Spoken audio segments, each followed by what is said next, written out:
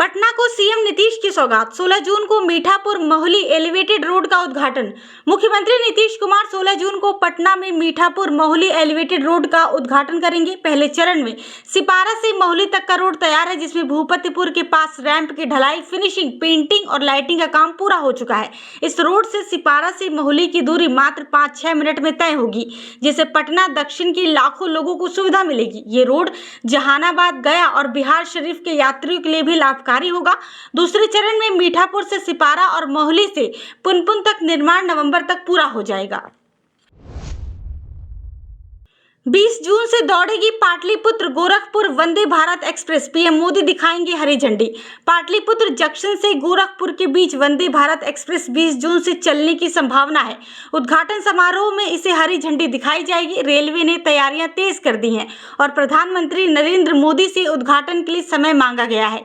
Train सुबह 6 बजे गोरखपुर से रवाना होकर बेतिया, नरकटियागंज, मुजफ्फरपुर होते हुए पटना पहुंचेगी और रात 9 बजे तक लौटेगी। गोरखपुर यार्ड में ट्रेन तैयार की जा रही है, जिसका ट्रायल रन जल्द होगा। रेल मंत्री अश्विनी वैष्णव ने पहले इस ट्रेन की घोषणा की थी। अंचल कार्यालयों पर सख्त नजर। दाखिल खारिज बिना कारण रिजेक्ट नहीं, कर्मचारियों की कमी बनी चुनौती। राज्य के अंचल कार्यालयों के कामकाज की निगरानी अब सख्त होगी। जिलाधिकारी से अंचल अधिकारियों तक को नियमित समीक्षा और रिपोर्टिंग का निर्देश दिया गया है। बेहतर प्रदर्शन वाले अधिकारियों को सम्मान, जबकि कमजोर प्रदर्शन वालों पर कार्रवाई होगी। दाखिल खारिज आवेदनों को बिना कारण रिजेक्ट न करने और आवेदकों को दस्तावेजों की जानकारी देने का आदेश है। राजस्व कर्मियों और लिपिकों की कमी के कारण काम प्रभावित हो रहा है। विभाग ने ऑनलाइन शिकायत व्यवस्था शुरू की है, जिसके जरिए शिकायतों का प्राथमिकता से समाधान किया जाएगा। पीएम मोदी 20 जून को बिहार में 10,000 करोड़ की परियोजनाओं का उद्घाटन। सिवान में विशाल जनसभा। प्रधानमंत्री नरेंद्र मोदी 20 जून को बिहार के सिवान में एक विशाल जनसभा को संबोधित करेंगे और 10,000 करोड़ रुपए से अधिक की परियोजनाओं का उद्घाटन और शिलान्यास करेंगे। दौरे की तैयारियों के लिए मुख्य सचिव अमृत लाल मीणा ने सिवान, गोपालगंज और छपरा के जिलाधिकारियों के साथ वीडियो कॉन्फ्रेंसिंग बैठक की। उन्होंने सख्त सुरक्षा व्यवस्था और गर्मी को देखते हुए पर्याप्त पेयजल की व्यवस्था सुनिश्चित करने के निर्देश दिए हैं। कार्यक्रम में मुख्यमंत्री नीतीश कुमार, दोनों उप मुख्यमंत्री और कई मंत्री शामिल होंगे। प्रशासनिक तैयारियां जोर शोर से चल रही हैं। सरकारी महिला कर्मियों को दफ्तर के पास आवास। डीएम की कमेटी करेगी मकान चयन। एसडीओ को देना होगा आवेदन। राज्य सरकार ने सरकारी महिला कर्मियों को दफ्तर के निकट आवास प्रदान करने की योजना शुरू की है। सामान्य प्रशासन विभाग ने शुक्रवार को गाइडलाइन जारी की, जिसके तहत महिला कर्मियों को संबंधित अनुमंडल अधिकारी यानी एसडीओ को आवेदन देना होगा। डीएम की अध्यक्षता में गठित कमेटी, जिसमें एसपी, स्थानीय निकाय प्रतिनिधि, भवन निर्माण विभाग के अभियंता और एसडीओ शामिल होंगे। मकान चयन करेगी। मकान में सुरक्षा, पानी, बिजली, शौचालय अनिवार्य होंगे। चयनित मकान किराए पर लिए जाएंगे और आवास पाने वाले कर्मियों को मकान किराया भत्ता नहीं मिलेगा। शिकायतों का निपटारा एसडीओ करेंगे। बिहार में 16 से 18 जून के बीच मानसून की दस्तक। 14 से 15 जून को गर्मी और आंधी पानी की संभावना। बिहार में 16 से 18 जून के बीच मानसून के सक्रिय होने की संभावना है। मौसम विभाग के अनुसार 14 से 15 जून को मानसून की सक्रिय कम रहेगी, लेकिन इसके बाद अनुकूल परिस्थितियां बन रही हैं। 14 जून को उत्तर, दक्षिण, मध्य और दक्षिण पूर्व बिहार में मेघ गर्जन और वज्रपात हो सकता है। 15 जून को उत्तरी बिहार में तेज हवाओं के साथ बारिश की आशंका है। 17 जून से बारिश तेज होगी। शुक्रवार को डेहरी में अधिकतम तापमान 42.2 डिग्री रहा। अररिया, किशनगंज, कटिहार को छोड़कर पूरे बिहार में गर्मी बनी रहेगी। बिहार की ऐतिहासिक पहल। स्मार्टफोन से ई वोटिंग। प्रवासी बिहारी भी डाल सकेंगे वोट। बिहार देश का पहला राज्य बना जहां स्मार्टफोन के जरिए ई वोटिंग शुरू होगी। राज्य निर्वाचन आयोग के फैसले के अनुसार गर्भवती महिलाएं, 80 से अधिक वर्ष के बुजुर्ग, दिव्यांग, असाध्य रोगी और प्रवासी बिहारी 5G स्मार्टफोन से वोट डाल सकेंगे। मतदाता एक विशेष ऐप डाउनलोड कर इपिक नंबर या नाम से पंजीकरण कर वोटिंग करेंगे। ये सुविधा नगर पंचायतों मेहसी, पकड़ी दयाल, कोचस, खुसरूपुर, नौबतपुर, विक्रम और बांका, बक्सर, गया, सारण, सिवान की नगरपालिकाओं के उपचुनाव में लागू होंगी। वोटिंग के बाद डिजिटल बैलेट पर पसंद की पुष्टि दिखेगी। पटना जंक्शन के टाटा पार्क से प्रीपेड ऑटो सेवा फिर शुरू, 400 ऑटो 24 घंटे संचालित। पटना जंक्शन के टाटा पार्क गेट 1 से प्रीपेड ऑटो सेवा शुक्रवार को फिर शुरू हो गई। इसके लिए टाटा पार्क में प्रीपेड बूथ बनाया गया है। All India road transport workers federation ने महासचिव राजकुमार झा ने बताया कि 2018-19 में दूध मार्केट टूटने के बाद ये सेवा बंद हो गई थी, जिससे यात्रियों को परेशानी हो रही थी। ऑटो संघ अध्यक्ष पप्पू यादव ने बताया कि 2010 में शुरू हुई ये सेवा स्टेशन नवीनीकरण के कारण बंद हुई थी। अब 24 घंटे चलने वाली इस सेवा में 400 रिजर्व ऑटो संचालित होंगे और पहले दिन 200 से अधिक यात्रियों ने इसका लाभ भी उठाया। बिहटा एयरपोर्ट पहले चरण में यात्री टर्मिनल और सर्विस ब्लॉक का निर्माण शुरू, 2027 तक तैयार। बिहटा एयरपोर्ट पर पहले चरण में यात्री टर्मिनल और सर्विस ब्लॉक का निर्माण अगले माह से शुरू होगा। सर्विस ब्लॉक में electrical panel, baggage line, junction और फायर फाइटिंग स्टेशन होंगे। संवेदक एजेंसी भूमि समतलीकरण और झाड़ झंखाड़ साफ करें। निर्माण में 800 मजदूर, 100 टेक्नीशियन और 100 अधिकारी शामिल होंगे। एयरफोर्स और पर्यावरण विभाग से अनुमति ली गई है।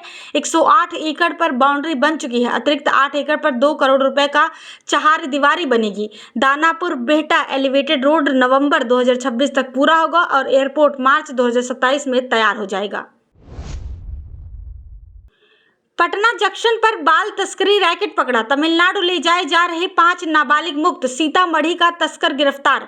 पटना जंक्शन पर रेल पुलिस और एक स्वयंसेवी संस्था ने पटना एर्नाकुलम एक्सप्रेस में छापेमारी कर तमिलनाडु के तिरुपुर की कपड़ा फैक्ट्री में बाल मजदूरी के लिए ले जाए जा रहे 5 नाबालिग बच्चों को मुक्त कराया। इस मामले में सीतामढ़ी के परसौनी निवासी बाल तस्कर रुपेश कुमार को गिरफ्तार किया गया।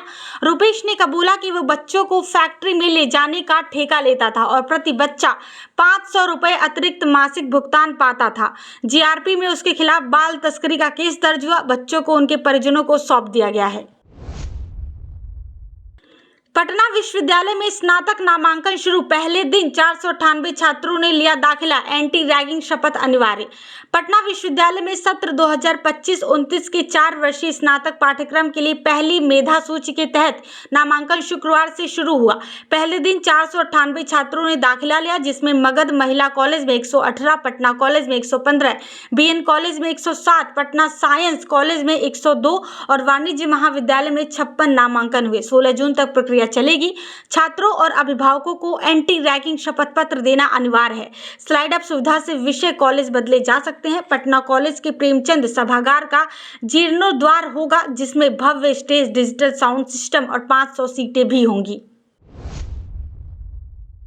बेबी और स्वीट कॉर्न की खेती को बढ़ावा, 2025-26 में 2200 किलो बीज वितरण, 50% अनुदान। प्रधानमंत्री राष्ट्रीय कृषि विकास योजना 2025-26 के तहत पटना जिले के 22 प्रखंडों की 311 पंचायतों में स्वीट कॉर्न और बेबी कॉर्न की खेती को बढ़ावा देने के लिए 2200 किलो बीज वितरण हुआ। स्वीट कॉर्न के लिए 600 किलो और बेबी कॉर्न के लिए 1600 किलो बीज तय किए गए हैं। सरकार 50% अनुदान दे रही है, जिसमें बेबी कॉर्न के लिए 750 रुपए और स्वीट कॉर्न के लिए 2250 रुपए प्रति किलो है। पौलीगंज, नौबतपुर, दुल्हिन बाजार और बिहटा में सबसे अधिक बीज वितरण होगा। ये योजना किसानों की आय बढ़ाने और वैज्ञानिक खेती को प्रोत्साहित करने पर केंद्रित है।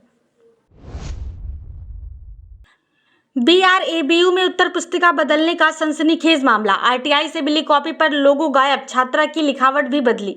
बिहार के बिहार महाविश्वविद्यालय में परीक्षा परिणाम में गड़बड़ी के बाद उत्तर पुस्तिकाएं बदलने का गंभीर मामला सामने आया है। आरटीआई के जरिए मांगी गई कॉपी पर विश्वविद्यालय का लोगो नहीं था और एक छात्रा की कॉपी में लिखावट भी भिन्न पाई गई। आरएन कॉलेज हाजीपुर के रोहित कुमार शर्मा और एमएसए समता कॉलेज की महिमा चौधरी की कॉपियों में ये अनियमितता मिली। 32 विद्यार्थियों की स्क्रूटनी के बाद ये खुलासा हुआ। विश्वविद्यालय ने आईटी के सेल से स्पष्टीकरण मांगा है और परीक्षा बोर्ड की बैठक में इस पर अंतिम फैसला लिया जाएगा।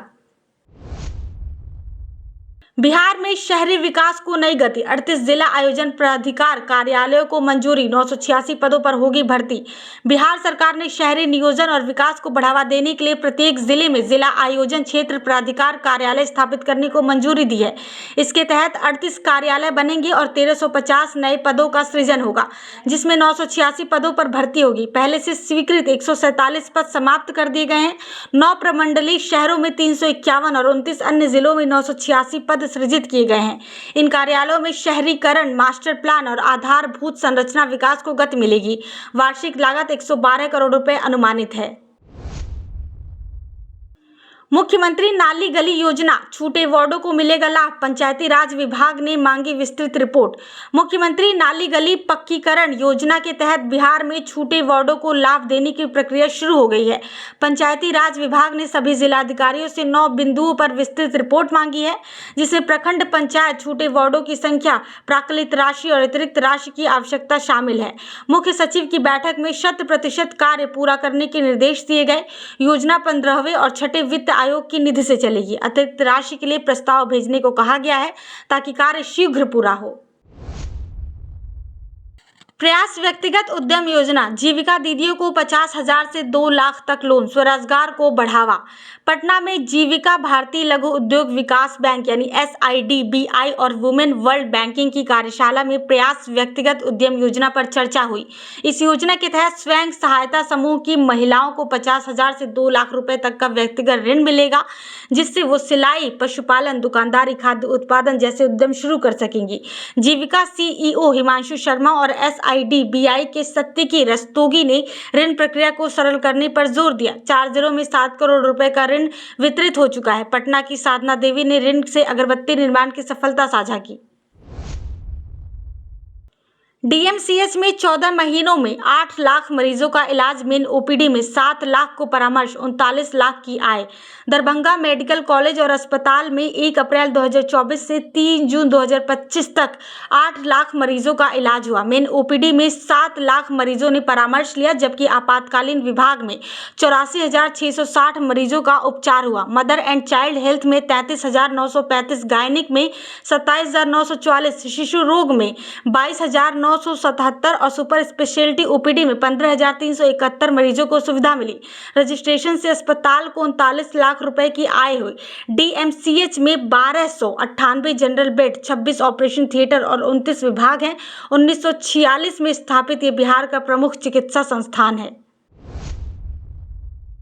मुजफ्फरपुर की शाही और चाइना लीची ने मचाई धूम, 600 टन धुलाई, रेलवे को 34 लाख का राजस्व। मुजफ्फरपुर की शाही और चाइना लीची ने इस सीजन में महानगरों में अपनी मिठास बिखेरी।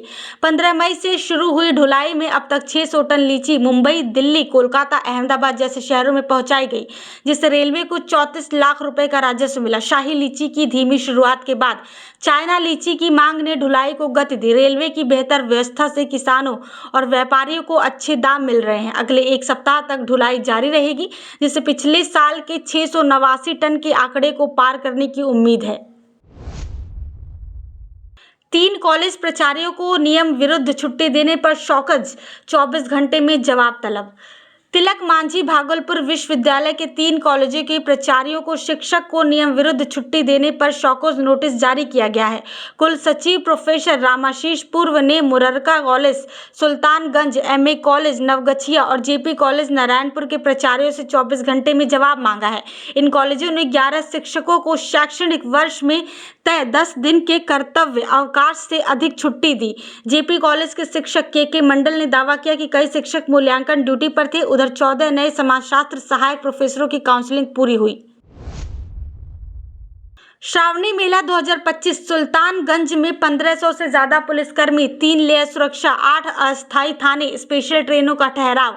श्रावणी मेला 2025 के लिए सुल्तानगंज में सुरक्षा व्यवस्था पुख्ता की जा रही है। वरीय पुलिस अधीक्षक हृदयकांत ने समीक्षा बैठक में 1500 से अधिक पुलिसकर्मियों की तैनाती का निर्देश दिया, जिसमें महिला पुलिसकर्मी भी शामिल होंगी। 3 लेयर सुरक्षा व्यवस्था होगी, जिसमें BMP, जिला बल, होमगार्ड और स्पेशल फोर्स तैनात रहेंगे। 8 अस्थायी थाने बनाए जाएंगे और CCTV कैमरे लगाए जाएंगे।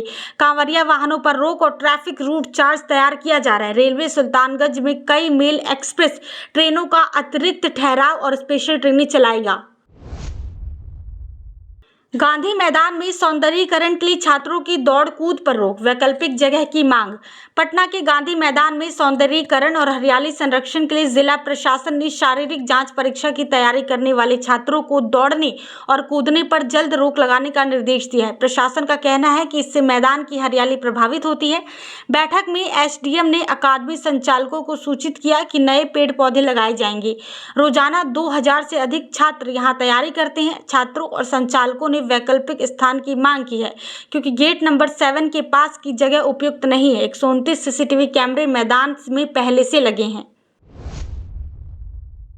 बिहार के 223 रेलवे फाटकों पर बनेंगे आरओबी। 2027 तक 3.5 घंटे में पहुंचने की सुविधा। रेल मंत्रालय ने बिहार में 223 रेलवे फाटकों पर रोड ओवरब्रिज निर्माण को मंजूरी दी है। इससे सड़क यातायात सुरक्षित और निर्बाध होंगे, साथ ही समय की बचत होगी। 2027 तक राज्य के किसी भी हिस्से से 3.5 घंटे में पटना पहुंचा जा सकेगा। 12 आरयूबी के डीपीआर को स्वीकृति मिल चुकी है। 48 का डीपीआर तैयार है और 112 पर काम चल रहा है। पथ निर्माण विभाग ने मार्च मई में सभी 223 क्रॉसिंग के लिए एनओसी दी थी। सहरसा, छपरा, सीतामढ़ी, गया, लखीसराय, जमुई, मुंगेर, औरंगाबाद, मुजफ्फरपुर जैसे जिलों में निर्माण होगा। भीषण गर्मी में भागलपुर में एसी कूलर की भारी कमी। विंडो एसी और जंबो कूलर गायब। 7 दिन में 25 करोड़ का कारोबार। भागलपुर में पिछले एक सप्ताह की भीषण गर्मी ने इलेक्ट्रॉनिक बाजार को बूम कर दिया। विंडो एसी और जंबो मॉडल कूलर बाजार से गायब हो गए हैं। 7 दिनों में 2500 एसी और 6000 कूलर बिके, जिससे 25 करोड़ का कारोबार हुआ। आदित्य विजन के मैनेजर संजय कुमार ने बताया कि ब्लू स्टार, हायर, ओ जनरल जैसे ब्रांडों के एसी खत्म हो गए हैं। विंडो एसी 28 से 40,000 और अन्य ब्रांड 30 से 70,000 रुपए में बिक रहे हैं। जंबो कूलर 11,000 तक है। टेबल और स्टैंड फैन की भी मांग बढ़ी है। प्रमंडलीय आयुक्त का सख्त रुख। मायागंज अस्पताल में दवाओं की कमी की शिकायत बर्दाश्त नहीं। ब्लड बैंक और सीटी स्कैन में सुधार के निर्देश। प्रमंडलीय आयुक्त हिमांशु कुमार राय ने शुक्रवार को जवाहरलाल नेहरू मेडिकल कॉलेज अस्पताल भागलपुर का निरीक्षण किया। उन्होंने emergency blood bank, ICU, x ray और सीटी स्कैन व्यवस्था का जायजा लिया। आयुक्त ने सख्त निर्देश दिए कि मरीजों को बाहर से दवा मंगाने की शिकायत नहीं मिलनी चाहिए। ब्लड बैंक में भी B- और A- जैसे दुर्लभ ब्लड ग्रुप की उपलब्धता सुनिश्चित करने को कहा। सीटी स्कैन मशीन की खराबी ठीक करने और पैथोलॉजी में सुधार के निर्देश दिए। एक मरीज की पत्नी की शिकायत पर तत्काल कार्रवाई के आदेश दिए गए। डिजिटल अरेस्ट के जरिए 56 लाख की ठगी। रिटायर्ड कृषि कर्मी को लूटने वाला साइबर ठग कटिहार से गिरफ्तार। मोतिहारी के बलुआ टाला निवासी रिटायर्ड कृषि कर्मी दिलीप कुमार और उनकी पत्नी गीता अग्रवाल को डिजिटल अरेस्ट कर 56 लाख रुपए ठगने का साइबर अपराधी आकाश मुखर्जी कटिहार के तेजा टोला से गिरफ्तार हुआ। साइबर थाना पुलिस ने छापेमारी कर उसे दबोचा। डीएसपी अभिनव पराशर ने बताया कि आकाश पर 8 राज्यों में 22 साइबर ठगी के मामले दर्ज हैं। ठगी का मास्टरमाइंड पश्चिम बंगाल का बीटेक छात्र है, जिसकी तलाशी जारी है।